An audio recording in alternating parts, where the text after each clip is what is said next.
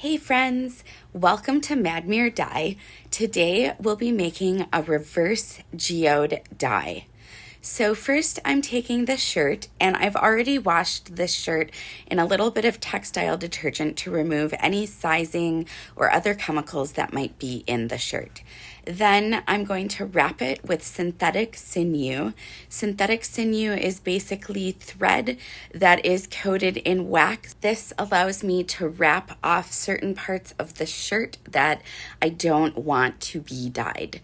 So I'm basically wrapping around about 6 times total in one spot, sometimes 5, just kind of depending on the thickness. I start by wrapping it around about 3 times, pulling it tight, and then I wrap the sinew around a couple more times and then pull tight a second time. One rookie mistake that I used to make is that I would actually pull it too hard, and we don't want the sinew to break, and we also don't want the sinew fibers to fray because it can make it really difficult to unwrap after the dyeing process. For this geode dye, I'm really just randomly selecting areas of the shirt and then wrapping the sinew around kind of randomly in spots. So nothing is really even. The messier, the better. When I collect a section of shirt, when I'm going to wrap it, I don't really think too much about it other than placement. The one thing with placement to be careful though is the chestal region. You don't want to accidentally get a set of boobs on the chest with the geode. So that's my only advice. One thing with this style of wrapping is that I do cut the sinew when I get to the end of a section. I just find that I tend to get the sinew tangled if I don't do that. Other people do use one big long piece of sinew, so if that works for you, then rock on. But for me, things get tangled.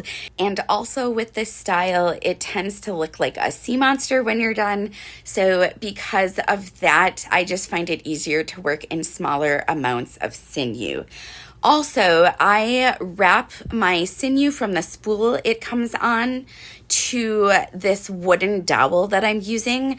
I can pull it a lot tighter when I'm using the wooden dowel, whereas when it's still on the spool it came from, the cardboard that it's wrapped on can sort of disintegrate and then you can't pull it as tight. This wooden dowel is actually a tool used to make sauerkraut, but for me it's the perfect size. I have smaller hands and it really doesn't take that long to wrap sinew around the wooden dowel. So this system just works for me. Also, they're pretty inexpensive. I think they're about $5 or $6 a piece. I will say though, you definitely want a dowel that is thick enough to handle the pulling. I have actually cracked the dowels in half before. Once I get close to having the whole shirt wrapped, I do try to wrap the little sections that are excess. And if there's any loose t-shirt in the middle, I will actually wrap some sinew around the middle as well. It just tends to turn out better. Next, I will make my bleach solution. So I have Clorox bleach. I have a bottle that has a nozzle on the end. I use a funnel and I also use some plain water. I will be mixing a 50-50 blend of water and bleach to make my bleach solution to put onto the shirt. Bleach is pretty abrasive, so you do want to be careful to not put too high of a ratio of Clorox bleach onto the shirt because you don't want to get any holes in it, especially after putting in all the time to make the shirt. If the dye on a shirt won't lift, then I will go up to like a 60% bleach, 40% water. I'm not actually measuring it out. I'm just kind of eyeballing it. But just be careful with the amount of bleach and also how long you leave the bleach on the shirt for so that you don't end up with any holes. Unfortunately, I have made that mistake. After I've got the bleach solution ready, I'm just gonna spray on some water onto my wrapped shirt. The shirt is dry, and if I try to put the bleach solution directly on it, it's really not gonna absorb. It's really just gonna bead off, and then a lot of the fabric underneath that top level is not going to absorb the bleach solution, and then it won't really work well for a reverse dye. So I am getting the shirt pretty damp. I don't want it to be sopping wet, but I do want it to have good moisture. And then I go in with my bleach solution. I do tend to start in the middle of the wrapped shirt and then work my way out, just because the center tends to be thicker than other areas of the shirt. And also it sort of gives me a more even application for when I'm applying the dye, so that way it is going to be really even from the middle going out. Whereas if I start on one end and work my way to the other end with this kind of dye pattern, it can look a little bit wonky. I do save the bleach solution that drips down and I reuse it again. With black shirts, I do tend to get sort of an orange discoloration to it. So when I save the bleach solution to reuse, I'll label it that it was from a black shirt so that I only use it on another black shirt. If you use a lighter color that you are using a bleach solution on, sometimes the orange in it can kind of leave sort of like an orangey yellow hue, and that just doesn't always look very great. Once the top is well saturated, I flip it over and finish the second side, and then I let it sit for 10 to 15 minutes, but I keep an eye on it so I don't get any bleach burns into the shirt. Next, this is really important, I mix up a solution of hydrogen peroxide and water. Hydrogen peroxide neutralizes the bleach and stops the bleach from continuing to work on the shirt, which also prevents holes, but definitely don't use more than 1 cup of peroxide to a gallon of water, because I have ended up with holes in my shirt when I've done that. I let the shirt soak for about 10 to 15 minutes in the peroxide solution. The peroxide is abrasive, so I don't want it to sit in there too long. While my shirt soaks in the peroxide bath, I mix up a soda ash bath. I'm using 1 gallon of water to 1 cup of soda ash. Soda ash is abrasive, so you do want to wear gloves for this, and you should be wearing a mask. And this is going to change the pH of the shirt so that the dye will stick to the fibers.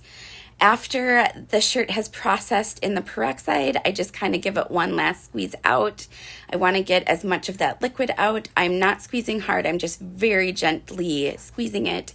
And then I'll put it into the soda ash bath for about 20 minutes. If you soak it less, there is the chance that the pH won't be correct for the dye to take into the fibers, and we don't want that. We want it to be vibrant. Then I place the shirt into a mesh bin. I love these mesh bins. It allows the ice to sit directly on top of the shirt. I do adjust the shirt so that I can get as much surface area open on the top, which is where the ice is going to go down and the dye will flow through on that. Also, while I'm putting the ice in, I jostle it so that the ice really gets in between all of the sections of the shirt that are wrapped, so that we don't get any holes, which would prevent it from getting the dye. Then I add some more ice, and I also cover up the holes with a section of silicone cake mold. They're super easy to find. I order mine off of Amazon. They're reusable, they last forever. The dye doesn't stick to them, so I can just rinse them off. Then I add more ice, and I'm sort of jostling in between. I want to try to get the ice as flat as possible on top, because I will be layering the dye on in a diagonal direction. By keeping the ice even on top, the ice will pull the dye evenly into the shirt. Here are the colors that I'll be using. Here I am placing on a diagonal. You don't always have to place on a diagonal. I just find that I get sort of the most even random color placement. This way, the ice as it melts will pull the dye into the shirt, but I find that by using a diagonal, the dye doesn't just end up in one spot. It sort of more evenly spreads over the shirt, which is exactly what I'm going for. The beauty of ice dye is that it really is up to the ice and how it melts to pull the dye into the shirt. So in a way, it's actually out of my control, but I love the way that it gets sort of a watercolory effect, and you just can't get that effect any other way. I do put some soda ash on top because the ice will wash out the soda ash that's in it, and I let it sit for 24 hours. Then I rinse the shirt in cold water until it runs clear, and then I can begin unwrapping. So the unwrapping part takes a little bit of time. It's sort of like putting toothpaste back in a tube. I am wearing gloves while I'm unwrapping it just because this does have soda ash in it, and the soda ash can be pretty abrasive to your skin. Also, there is dye on it, and of course, there's always the risk of getting dye on your fingers. I am a violinist, so I do try to be conscientious about getting dye on my fingers when I have an event coming up, like a wedding. I don't want to have like purple hands while I'm playing for a formal event. I try to be careful not to tangle the ends of the sinew with the different sections when I'm wrapping, but sometimes after all the dyeing and stuff, the fibers get moved around and that can happen. So I just go really slow. I do once in a while pull out a scissors to assist. Be really careful so that you don't accidentally put a hole in the shirt. Unfortunately, I've also done that, and it's really sad after you spend a lot of time working on a shirt and then you end up with a hole in it. So don't do that. And then I keep unwrapping it, and I don't reuse the sinew. It's really kind of icky after it gets dyed. So I do toss it. I don't save it. The shirt does appear much darker than it is because the shirt is wet. But after I get it completely unwound, what I'll do next is wash it in a textile detergent just to remove any loose dye that hasn't adhered to the fibers. And then once it's washed and dried, I also steam it. Steaming is a little bit gentler on the fibers than using an iron. Here is how the shirt turned out. Thanks for watching. Like, comment, subscribe. Let me know what you think of how the shirt turned out, and stay tuned for more tie-dye adventures.